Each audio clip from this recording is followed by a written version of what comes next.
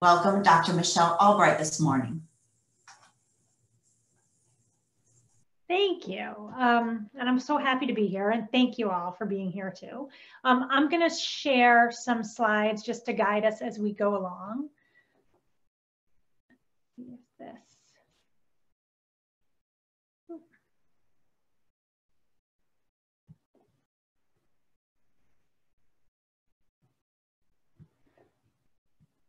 There we go. Awesome. Can everyone, hopefully everyone can see that if you can. And my goal today is really be helpful to you all. So I have a few things that I wanted to speak about, but if you have questions, if you have comments, feel free, as I said, to ask them or use the chat, whatever you're most comfortable with.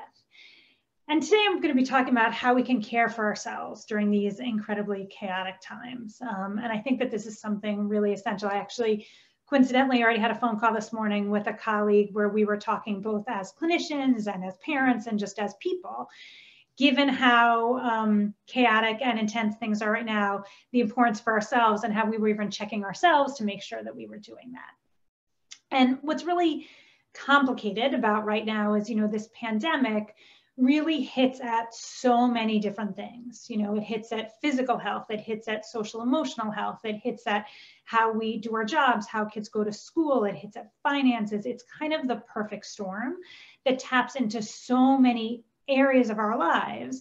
And it can really trigger a lot of emotions. But the problem is, because of the pandemic, it also compromises our ability to deal with those emotions. And if we think about, I'm just going to jump ahead for a second, kind of the way things used to be and the way things are now. It used to be we would maybe go to the office or go to the library and we could sit around and talk about things. Now we're really at home, often with a child in our lap or a child running through, trying to look at a screen, trying to do things. We used to be able to occasionally go out to dinner, which we can do. But, as I found this little picture of all these people reaching in with their chopsticks, part of me thought, don't do that. Don't do that. What are you doing? What are you doing? These things that used to be so kind of common, and we used to share food together and, oh, try this. Now, many times we're met with these signs that say no dine in, carry out only. And the ways we exercise, which used to be a great source of release, stress relief and an outlet, provides some physical as well as sometimes some nice social. We don't have the option to do that in the same way anymore. And this has been really challenging in lots of ways. And I think many of us right now are really experiencing kind of the fatigue of this, that sort of synergistic cumulative effect of we've been dealing with the pandemic. We've been dealing with a really rapidly changing climate and culture, and it's kind of weighing on us. And when we look at both the research statistics of increasing levels of stress and anxiety, we're definitely seeing it there. I know myself and my colleagues are seeing it in the community, and that our phones are ringing off the hook, and that people really are feeling this in lots of different ways and struggling with how to deal with it, especially given these kind of cumulative effects of that it's been going on a while. So my hope today is that we can talk about how we can deal with it, and especially for ourselves as parents. There's been a lot of focus. And in fact, I talked last time about how we can support our children during this, but I think it's really important that we need to take care of ourselves too, as parents and as people. And this idea of self-care, I say self-care isn't selfish, it's an essential, and I put an asterisk there, component of social emotional health.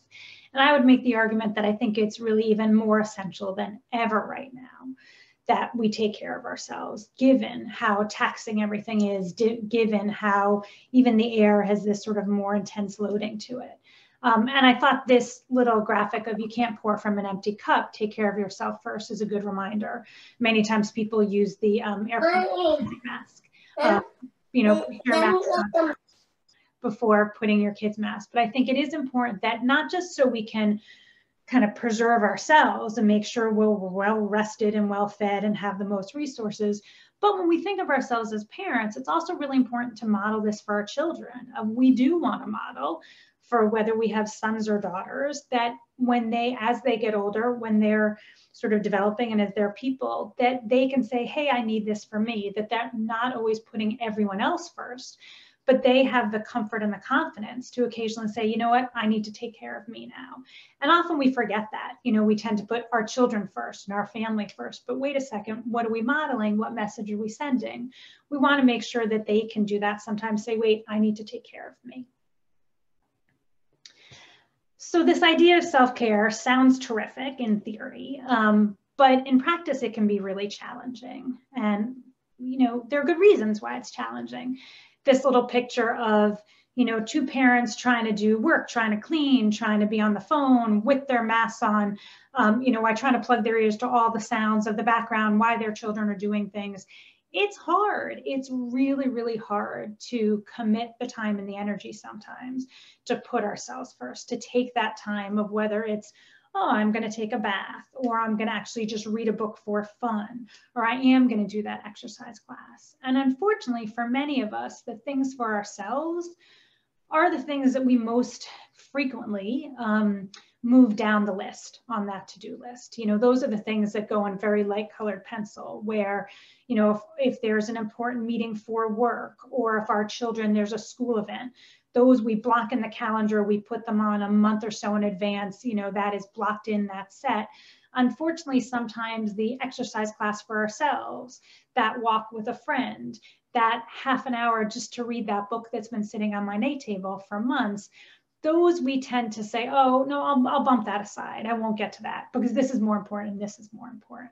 And I think it's actually important for us to flip that and remind ourselves, wait, those things, we can block those in the same way. And whether we let our family know, I am taking the Zoom yoga class at Thursday at 5, and I'm giving everyone, a heads up that I'm going to be in the basement for that hour. So y'all need to figure it out. Or, that walk with my friend, distance and wearing our mask, that's really important to me. And I've sort of bumped her a few times because other stuff has come up with my kids, but I really need to make sure that that happens.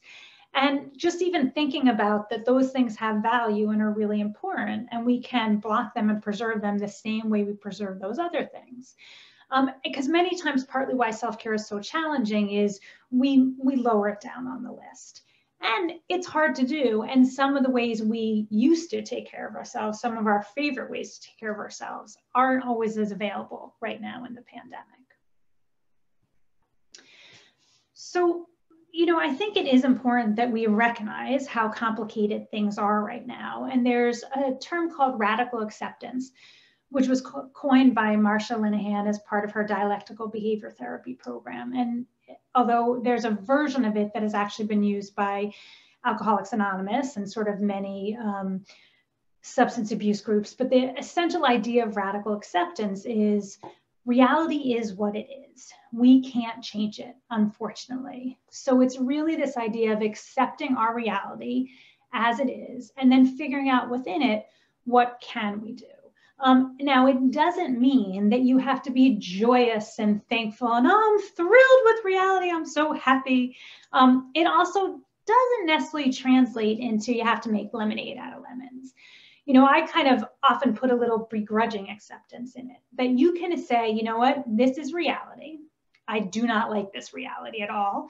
If I got to make my list of preferable realities, this probably wouldn't even make the top 100, but it is the reality. So screaming and yelling and venting and sort of tantruming against it and spending most of my waking hours going, I can't believe this stinks, is probably not going to be so helpful. A little bit of that may actually make me feel better to vent it, but getting stuck in it and continuing to do it, it's not going to change it. And ultimately probably is going to make me feel better. But some acknowledgement that the reality isn't the reality we would choose and is kind of a frustrating or stressful or just mind-boggling reality is important. But this idea of we accept it, but then what can we do about it? So what can I do? What are my options here? And as these road signs kind of say, it's okay, there is uncertainty ahead, but I do have some options within that uncertainty. And some of those options are choosing, I'm not going to get stuck. So maybe I am going to have a 5 or 10 minute vent session with a friend where I am going to say, oh my gosh, this is nuts out there and I don't like it and I'm frustrated. But you know what? When my 5 or 10 minutes is up, now I'm going to move on to, okay, what can I do with it? What can I do about it? Now that again doesn't mean I have to be totally okay and at peace with it, But I'm saying to myself, all right, I sort of carved out my little time. Now what can I do? And a lot of what we can do where we do have power and control is changing our thoughts and changing our behavior. It's hard just to change our feelings at the snap of our fingers, but we can say, all right, you know what? I am actually going to go for a walk today. Or instead of poring over the media and reading all this, I've read enough of the newspaper to have a sense of what's going on in the world, but now I'm going to shift gears. And maybe now I'm going to read a story that makes me feel good about something good someone has done. Or maybe I'm going to find something I can do. So there are things we can do. And again, they may not radically change the world. I wish, they may not. We can't change the weather. We can't necessarily change the school calendar. We can't change how quickly they come out with a vaccine, but there are things we can do.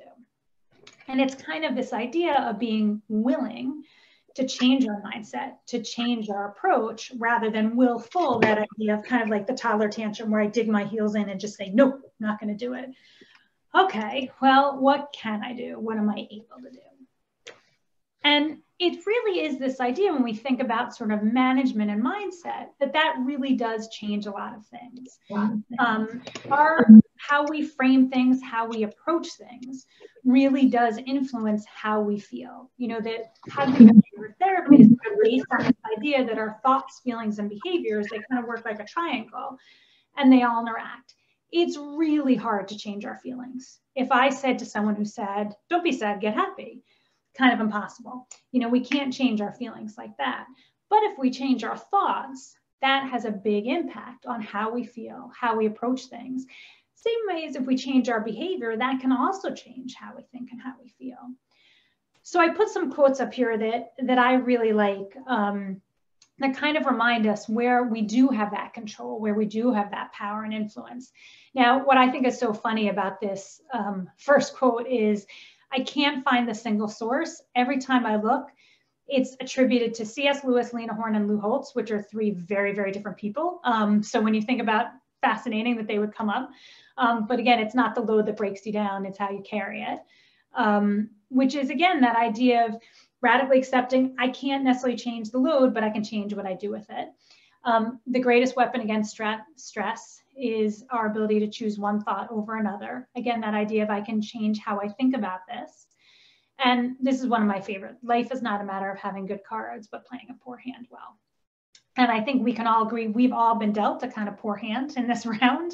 And we can't exchange all those cards, but what can we do with it to make the best of it?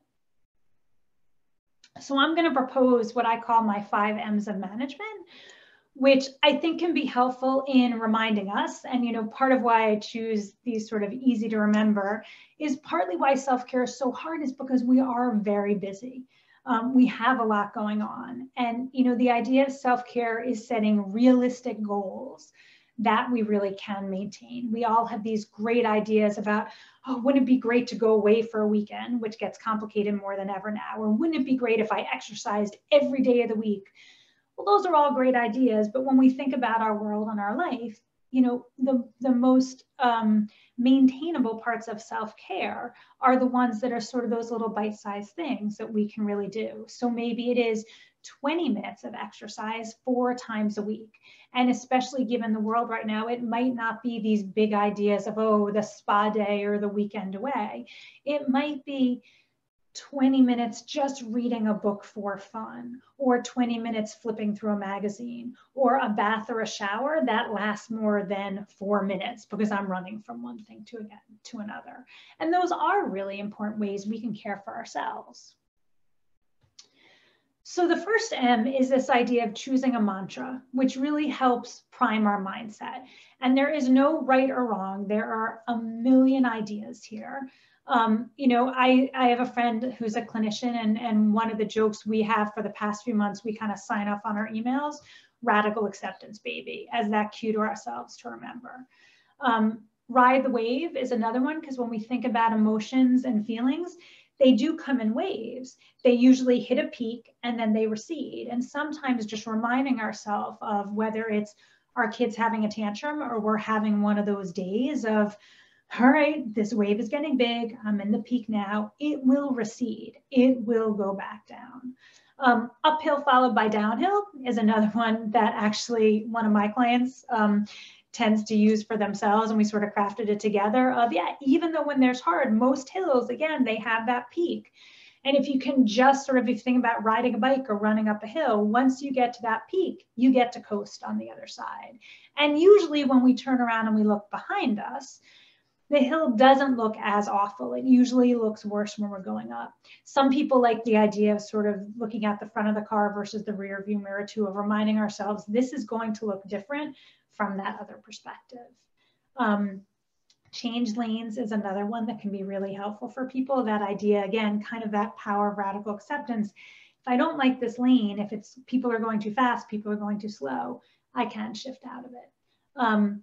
And just because there's smoke doesn't mean there's fire is a great one, I think, especially for us as parents and as people, because sometimes our internal fire alarms go off and it's hard in the moment to know, wait, is this the 5-alarm fire? Or is this just a little wafting smoke? So sometimes even when we have that internal instinctive, our amygdala gets the signal of panic, panic, panic. Wait a second, let me slow down, let me take a breath. And you know, these idea of mantras, there are a gazillion out there. Many people have seen the quotable cards. There are some apps that send you the quote a day. You can have as many as you want. And sometimes, you know, taking 5 minutes in the morning of waking up and thinking, okay, what's gonna be mine today? I myself, and I think I have a picture of it here later, have a big bulletin board in my home office, which has tons of quotes and tons of cards. And I often do kind of look up and think, okay, what am I going to pull on today?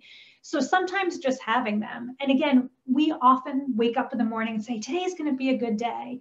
But an hour or two into the day, whether we spilled the cereal when we were pouring it this morning, whether our dog had an accident, whether our kid was in a grumpy mood, whether we tripped on a toy on the way downstairs, all that stuff can sort of fall right out our ears very quickly. So sometimes having it written down, whether it's the home screen on your computer or your phone, whether it's the Post-it on your fridge or on your mirror in the bathroom, having these things externally to prime us and remind us can be really helpful.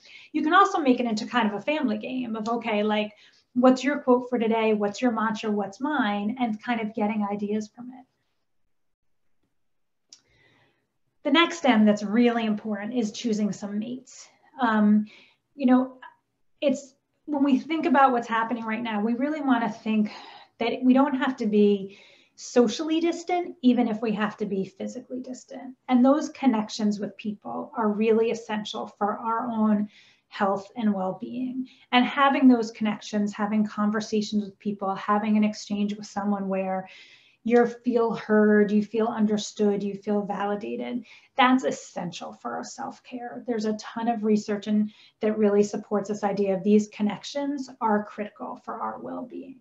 And right now, again, even when we have to remain physically distant, there are still ways to have those connections. And back to this idea of radical acceptance, Zooming with friends, even doing these presentations, I love to present. It's very different when I'm sitting in my chair here and you're all there. Part of what I usually have so much fun presenting is I move around and I can exchange and I get a sense of the energy in the room. It's much harder to do it this way. It doesn't feel the same for me, and I doubt it feels exactly the same for you. Now, it has some benefits for some people who may not have been able, if we did this in person, to get there. You can have it on in the background. For some people, if they're running late, you can be in your pajamas and not have your video on, and that's fantastic too. Or maybe you can watch it from the comfort of your own home or your bed. So it does have some positives, but it doesn't have that same connection. Which doesn't mean we say, forget it, I'm not going to do it all, but it means, okay, but it still gives me a little something. And maybe we can supplement that by some ways to see people. You know, I showed a picture of people outside walking. The middle picture is actually one of my daughters with one of our dogs. Animals work as mates. They work as social connection. And actually, there's a lot of research showing that that human-animal interaction, that human-animal bond can be really, really positive and actually can change physiologically how we feel, our stress levels, our cortisol levels. So making sure that we have time to be with friends, to be with family, again, even if it's a phone date or a Zoom date, or whether it's a walk. Again, making sure we prioritize that doesn't become, well, I was supposed to walk, but I have so much work, or, you know, the kids have this thing. so I'm going to push it off to next week. No, that's really essential, and that's really important to do. And this is a little cartoon that kind of reminds us that go home and let your dog lick your face. Dog saliva is the most effective antidepressant you can get without a prescription. And as I said, there's some fabulous studies that have been done of just that process of petting a dog immediately lowers cortisol levels. So that idea of animals being around us, and again, you get some double benefits of you get that connection with an animal. If you're taking your animal out for a walk or playing in the yard, you are going to get some outside sunlight, which can also be beneficial, as well as some physical activity. So the benefits really accrue there when we interact. Movement. Movement is really essential to our health and well-being. And again, this does not mean you have to go run 5 miles or sign up for marathon training. Any bit of movement is really crucial to our health and well-being. It also helps in terms of, again, back to that idea of when our state, whether it's our emotional state and our thinking patterns, it's partly why doing presentations and even virtual learning is hard, because good teachers, good presenters move around. Our brain does tend to go to autopilot when we're looking at the same thing and we're focusing. So moving around, doing things kind of stimulates all those neurons in your brain to pay attention, to reorient, to recalibrate. Movement is also essential for increasing some of those wonderful natural inherent chemicals we have in our own body that promote joy, that promote sort of that sense of well-being. Movement is great for stirring those up. And again, we might not have all the opportunities we used to be able to go to some of those fitness classes or work out in some of the same ways, but we can still get out there. And walking is great. You know, some people say, oh, I can't run, I can't do this. Walking is fabulous. Walking and talking with a friend is great. And reminding ourselves when we're thinking about our self-care and well-being, you know, what's realistic for our goals of maybe marathon training isn't it for us, but going out for a walk for 20 minutes a day, that can be great.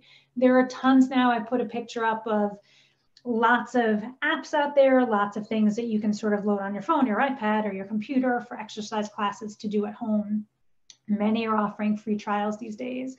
And the picture up in the corner is, you know, even turning on some music and dancing around your kitchen has some benefits.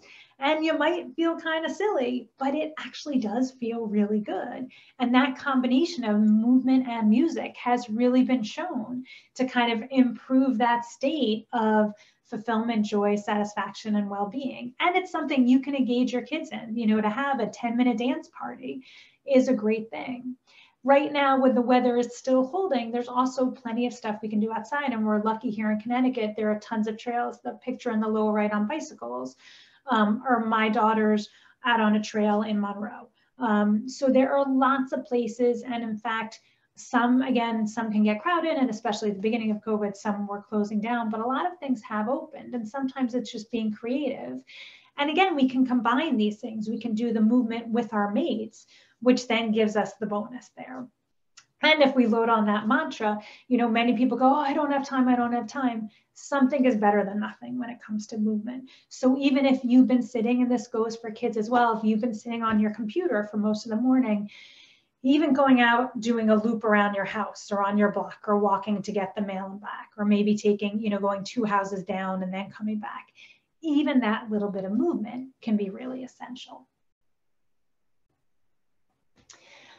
Another really important thing is, I call it momentary respite. That idea of giving ourselves permission to check out, even for a few moments. Again, those great ideas of the night away or the weekend away or the big vacation, those are hard to do for many in normal times, and especially hard now in pandemic times. But that doesn't mean you can't give yourself a little break. And there are lots of ways to do that. The key is really preserving those, because if you take your momentary respite to make your to-do list and to worry about everything, it's not going to work very well. But if you really take it as almost allowing yourself to go on this sort of protected island where I can check out for a few minutes, I can recalibrate, I can reset, and then I can re-engage. And there are lots of ways to do that. This first picture up, you know, is Jim Gaffigan, who's a really funny comedian. Early on in the pandemic, I started balancing my news consumption with comedy consumption, because sometimes listening to those stories, whatever news channel you listen to or reading those headlines, can cause some stress and anxiety. So I really started balancing that by finding different comics and listening to different comedy routines. And this idea of managing your news consumption is really essential as part of our self-care. You know, these days the news cycle is constant, and many of us get alerts on our phones and our iPads. It's okay to turn those off. And it's actually really helpful to set aside time of whether it's okay, I'm going to sort of do my quick news fact check for 20 minutes in the morning, but I'm not going to do it right before I go to bed. And after I do it, then I'm going to log into a comedy channel, and making sure we balance that. You know, and many people, it's like, I don't have time. How could I listen to 20 minutes of a comedy special? Those 20 minutes you listen to on some laughter and some not thinking about other things. Those 20 minutes are the gift that keep on giving. They help you reset. They help you recalibrate. They clear your head in a way that are really, really important. And it can become some social capital too, where then you can say to a friend, oh my gosh, you have to listen to this. Isn't it funny? And we can talk about it. And you can do it with your kids too, of sort of, you know, it's almost our little moment of Zen of let's all listen to this funny thing. The second picture is actually, there was a baby panda born at the Smithsonian Zoo this summer. And they have a panda cam, which is on 24 hours a day. And I will admit, I've become obsessed with the panda cam. When my kids who are in high school now were much younger, when they were little kids, we would watch it just for fun because they were into that. It is something now that has become, for me, it is bookmarked on my screen. And when I feel that angst rising, I take my moment of Zen and watch this mother and this baby panda. And it is endless hours of joys and chuckles, and sometimes just zoning out on something like that for a few minutes. Again, it's sort of this intentional distraction that helps calm, that helps exhale, that helps you just have a moment of kind of just being there and resetting. Sometimes word games can be really helpful too for that moment of respite, especially for people that I like to call busy brain people, where it is hard to kind of train your brain to check out for a moment because so many things are flying through it. So the picture up there is something called Spelling Bee, which is available in the New York Times. Sudoku, crossword puzzles, word searches, any of those kinds of games can be really helpful. And again, many people think, I don't have 10 minutes to do a crossword puzzle. That 10 minutes of just letting your brain kind of relax, it's focusing on something else, not letting it whir with all the things going on, can really be a helpful little checkout. And it can leave you a little more sort of open to then coming back and tackling what you need to do. For me, I actually do a word game, either a mini crossword puzzle or a spelling bee. That's kind of my morning meditation, where that's kind of the first thing I do in the morning when I get up, rather than, oh my gosh, okay, where do the kids have to be? Where do I have to be? What's my work day? I got to feed the dogs. I kind of give myself 5 minutes of just focusing on letters and that kind of let myself settle before I think about my day. And it's really these little moments that you can build into your day rather than waiting for your stress level and your angst to get so big where now I really need a giant break. Building these little 5-minute breaks here and there really can help that sort of dilute so that angst doesn't rise. And finally, music is a great one for momentary respite. You know, whether you have your playlist of happy songs, of sad songs, of upbeat songs, but sometimes just taking a few minutes to listen to music. You can dance around if you like, you can sing it, yell it as loud as you want, you know, or just sitting there and closing your eyes. Again, it's another way just to give yourself a little bit of a check out and a reset before you re-engage. Mindfulness is another great way that we can help manage our stress and take care of ourselves. Mindfulness can mean a lot of things, and it can be kind of take many different forms. It's gotten a lot of buzz recently. You know, there are some kids I know, and especially last year when we were doing a lot of it in schools, that are like, oh, no more mindfulness, none of that mindfulness. But the key is really finding the type of mindfulness that works for you. You know, it can take the form as the picture of the sort of Zen, I'm going to sit in lotus position and I'm going to close my eyes and I'm going to try and center. But when we really think about this idea behind mindfulness, it's sort of non-judgmental awareness when we go back to the Jon Kabat-Zinn and the early definitions. So it's it's not necessarily clearing your mind, but it's being aware and a little bit more in control, but in a non-judgmental way. So even if I'm trying to have my morning meditation and my Zen, and all of a sudden my brain starts thinking of, oh my gosh, you know what, I forgot to make that deposit at the bank, or I forgot to pick up milk yesterday, rather than, oh, I can't believe I'm thinking about this. I'm not supposed to be thinking about this when I'm supposed to be meditating. It's sort of like yeah, not now. I'm going to gently push that out of my head. And, some people really get, I want to say, competitive about mindfulness, and it's not intended to be competitive. It's everyone's own way. There are some great apps out there. Headspace, Smiling Mind, Stop, Breathe, and Think, Beautify. Some of them are really fun, and they do some very creative things with mindfulness. I think it's Headspace that actually has LeBron James doing sort of mindful exercise. So you can kind of pick and choose the one for you. Some people like a little more guided meditation. Some people just like that sort of listen to the music and settle. Even doing something like trying to solve a Rubik's Cube is actually a way of mindfulness. You're really trying to focus your attention and keep it present on one thing. Another great idea for mindfulness, and we'll do a little run through of this now, is what we call A to Z's. So I'm going to ask everyone now, and you can yell it out or chat it if you want. Think of, and part of this is, regardless of how stressed we are, we really never forget the alphabet. It's kind of fantastic. It's a piece of knowledge that gets ingrained there. And regardless of what our emotional state is, we can usually retrieve it. So I'm going to ask everyone to think about a food that starts with the letter A. Anyone want to throw out the food they're thinking of? All right, I'll give one. Avocado. Okay, now a food that starts with the letter B. Banana. Thank you. How about C? Carrots. All right, we're being healthy. All right, D. There's some good unhealthy ones that start with D. Donut. Thank you. I love when the donuts come in. All right, E. Eggplant. Nice. F. French fries. Now we're all getting hungry too. Now, right now, even though I'm talking about something else, your brain is probably cueing you to some other foods. It's a great way to kind of hijack your brain and keep it present on one thing. And the beauty of the A to Z game, well, several things. One is you never run out of categories. So you can do girl names, boy names, gender neutral names. You can do street names in your town. You can do musicians. You can do actors. You can do TV shows. You can do movies. You can do song titles. I've had adult clients who have done everything from Game of Thrones A to Z to National League basketball players. The possibilities are endless. And it is this great way of, when your mind is spinning and you feel your emotions going, it doesn't necessarily make everything better, but it grounds you in the moment. It's also a great strategy to do with your kids, and especially for bedtime. Again, those busy brain people where at night your brain is all over the place and you're thinking about all the things that probably aren't the thing to think about when you're trying to fall asleep.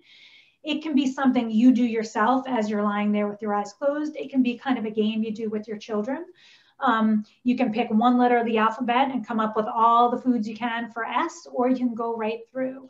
But it really is a great handy tool. And again, it doesn't require anything. You can do it in your head when traffic is bad. You can do it before a meeting. You can do it when your kids are driving you a little batty. You can do it when you're having a hard time falling asleep.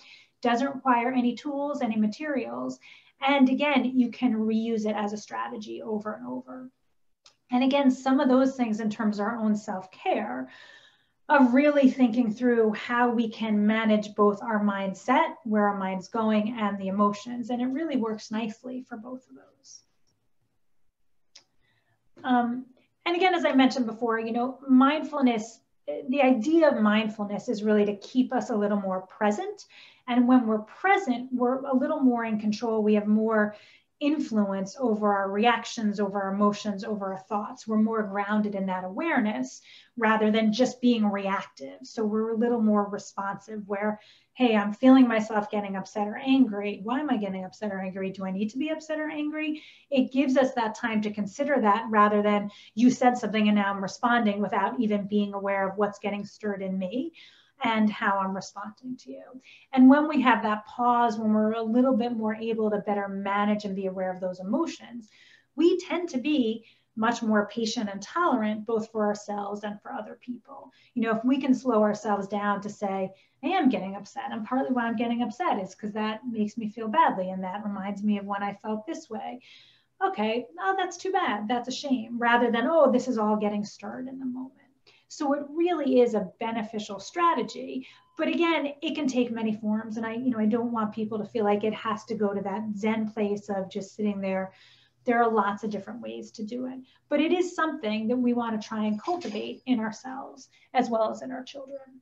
And I think, which again is sometimes easier to be said than done, the key here too are some of these basics. You know, our brain works much better, both in terms of how we think, what we think, how we can regulate our emotions when we're well rested and well fed.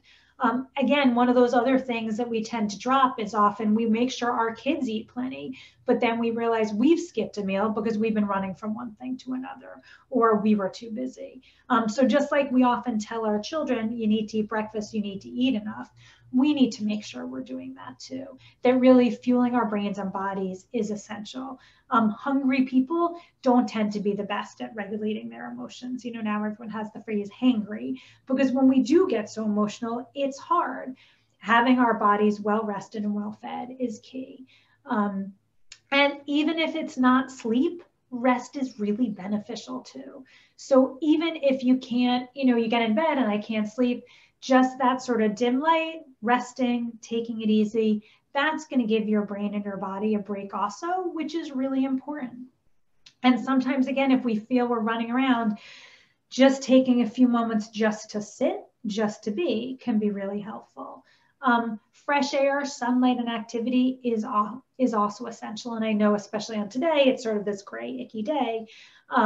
But getting out there, even that little bit of fresh air, some of it is the stimulus it provides in terms of the sights, the smells, sort of what we see. Some of it is literally that sunlight, and what our body does with that can be really beneficial. But if you're having one of those days where you're like, wow, I've been in the house all day, either in the house or in the car, I need to go for a little bit of walk. And again, whether that's something you say, I think I need a few minutes to walk on my own, or whether that's something like, hey kiddos, come on, we're gonna just go walk around the block. But making sure we preserve the time to do that.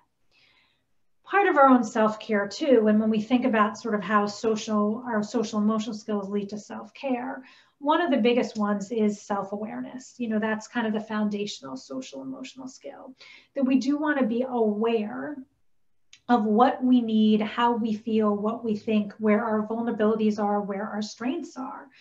And for some people, these ideas, some people, they know themselves. It's like, if I don't get a good night's sleep, that's trouble. Or if I don't exercise a few times a week, I can feel myself getting edgy. Or I'm one of those people, I have to eat frequently throughout the day because if I'm hungry, my mood goes all over the place. But knowing that about ourselves and accepting that about ourselves and not making excuses for it. It's not a good, bad, right or wrong. It's something that, hey, this is me. But knowing that, preserving and protecting that and communicating that to other people is really important. And if you're one of those people that, wow, and I'm one of those people, I need my exercise kind of every other day because it just sort of lets my stress and anxiety out, to say, all right, I've got to make the time for that. So that means, guys, 3 to 4, I'm going to be going for my walk or my run or my bike ride. So giving everyone a heads up, you guys are on your own for that hour. This is where I'm going to be, but I need to preserve that. And that gets slotted in the calendar the same way a presentation or a work meeting or a doctor's appointment would. It's, that's not getting moved. Part of that too, where it can recognize, especially as parents, is that awareness of, what about our spouse or our partner or our kids? Some of us, especially kids, when we know they get sometimes kind of irritable when they're hungry, rather than asking, you hungry, did you eat? That's where maybe you just slide the plate of pita and hummus in front of them, or some cheese and crackers, or something of, I have a sense of what's going on. But we have to remember to turn that mirror on ourselves and make sure we're doing that for ourselves too. Part of this too is taking care of ourselves, is remembering what we can control and what we can't. And we can't necessarily change other people. Where we have power and influence is changing how we respond to them. And that includes our kids, our spouses, our partners, our bosses, our colleagues, our parents, our in-laws, our neighbors. anyone and everyone, and especially people on social media as well, that sometimes recognizing of, oh, wait, I can't necessarily convince you, or I can't necessarily always teach you or educate you or inform you, but I can decide how I respond and what's a response that is most beneficial for me and can leave me in the best place, rather than, okay, I could get in this debate and I could have this debate over and over, and probably at the end of it, you're probably not going to change your views, and I'm probably going to get upset and agitated. So what's the best way for me to handle that? And it's not avoidance and it's not ignoring. Sometimes it seems like we're set to disagree here, so I'm going to take a step back because I don't think this conversation is going anywhere. And I'm doing that not because I'm afraid to have a conversation or afraid to debate, but I'm doing that for my own health and sanity, because continuing to engage in this is making my blood pressure go up and it's making me agitated. So I've said my piece. Now I'm either going to, get off that chat on social media, or I'm going to say, let's take a pause in this conversation, or I'm going to go into the other room, or I'm going to hang up the phone. That's important for our self-care and our well-being, especially right now when lots of things are charged and lots of people want to continue those conversations. And it's fair to say, again, with your family too, as long as you give it a bit of a subtitle, as long as you say, hey, I'm starting to get kind of emotional here. I'm starting to get stressed. I don't know if I'm in the best state of mind to continue this conversation. I'm going to take a pause now. Pauses are really precious. And if we give that subtitle to do them, it's important. I think the other thing that's really important to remember now more than ever are these last two things. Are no one can do it all. Partly why self-care, I think, is so challenging is we have these superhero expectations for ourselves. And I will admit, I often sort of fall into that trap too, of I should be able to do this. I should be able to manage this. I should be able to manage being a parent and being a working mom. And, being this great spouse and having dogs, I should. No one ever feels better because of shoulds. What can I do? What do I want to do? And part of that in our self-care is thinking more of the want and what's important and prioritizing that than the should. And, if it's one of those, well, I should make amazing home cooked meals every day, but you know what? I'm exhausted today and it's been a really long day. And what I would like more than spending that hour prepping in the kitchen and that half an hour at the grocery store is to just sit down and be with my kids. Then you know what? Let's order pizza, or let's have, the box of mac and cheese, or let's even have cereal. And if I'm going to enjoy that hour more that I didn't have to cook and prep because I can actually sit with my kids and enjoy them, that's fantastic. And that doesn't make me bad mom or bad chef mom. It makes me the mom who was able to reflect on myself and say, what's really important today? Time with my kids, not necessarily the picture worthy or the ingredient list of my meal. And same thing of when we sometimes say, wow, I do need to put me for it. I think I need to get out there and go for a run today. So that half an hour that I'm going to let my kids, whether they're going to hang on their own or maybe they are going to watch a video, that's okay. That's okay for today, because that's going to give me my little respite, my relief, my exercise. So when I come back after that half an hour, I'm refreshed. I've got the energy. I've got the reserves to be able to engage in a really positive way. And especially in a pandemic, leaning on friends and family and colleagues is really important. That if you are feeling stressed, if you are feeling overwhelmed, engage your partner, engage your spouse, engage your family, engage a professional in helping you figure out how to manage that. Many of us have just that phone conversation with a friend or a family member where we're not necessarily looking for them to solve anything or make anything better. It's just saying something and having them say either, oh, that sounds really hard, or I hear you. Some of those phone calls, I know I have a friend like that. Well, I will call her sometimes and preface it with can I just vent to you for 5 minutes? And when she, at the end of that 5 minutes goes, I hear you, it feels so much better, both that getting it out. And again, I'm not looking for her to solve it or make anything better or fix anything, just that connection piece. And yes, sometimes it's much more enjoyable when we can do that in person with a hug, but sometimes that phone call, that Zoom call, sometimes even that text exchange is really essential for reminding ourselves and leaning on other people right now, which we need to. And part of self-care too, if you feel like you're playing so many different roles, which of those roles can you give to somebody else? Which of those roles can you delegate? Especially in a pandemic when the sort of walls have closed in, and now we're supposed to often be not only the parent, but the teacher, sometimes the physical, the occupational, or even the emotional therapist, and the playmate, and all these things.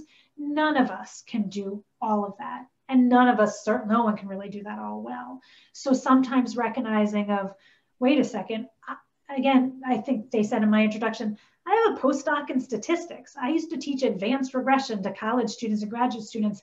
I don't help my own children with their math homework. I learned very early on, I'm not a good teacher for them. I'm a good teacher. I'm not a good teacher for my own children. And some of it is the way I teach is different than the way they learn now. Some of it is I'm also the person that tells them to clean their room and feed their dogs and like do this and that. They don't like sometimes hearing from that person. So I learned how to reach out, and whether it was the other, when they were younger, it was the high school kid down the street, whether it's encouraging them to go to extra help. I can sort of help them when they get stuck, say, oh, what do you need to do about that? But I don't need to step in and play the role of teacher there. I can help guide them on where they need that help. And I think for ourselves, part of our own self-care is when we feel like we've got all those hats on, which of those can we take off and give to someone else? And that's not failure or weakness. That is realistically, some of those roles are probably not best played by us. And that's okay. That's actually a good thing. And finally, there's no playbook, let alone a perfect playbook for a pandemic. We are all figuring this out as we go along and cutting ourselves some slack and being a little more compassionate to ourselves and recognizing most of us do the best we can. Sometimes we can do better than our best at any given one moment, but most of us start each day saying, I'm going to try my best. I'm going to do my best.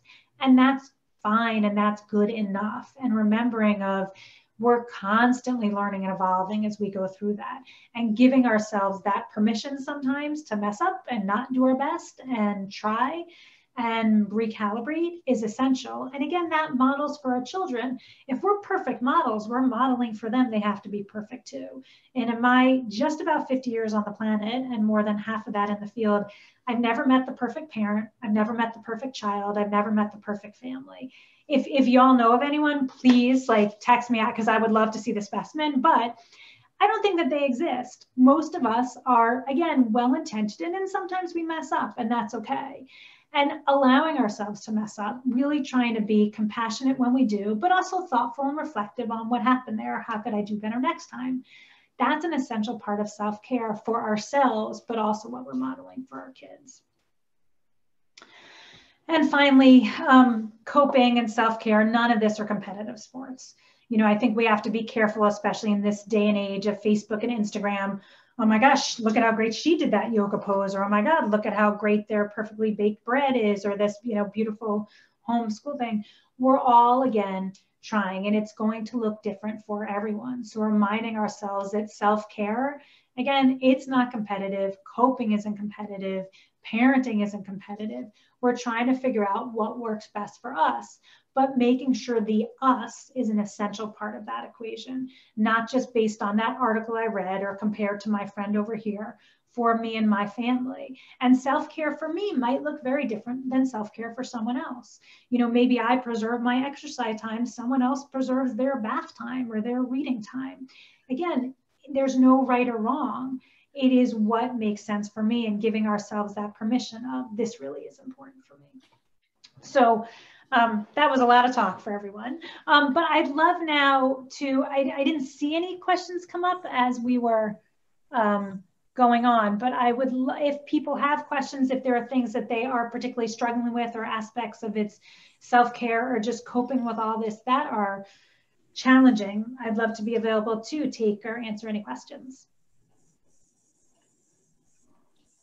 And if you do have questions, feel free to either unmute yourself or stick something in the chat.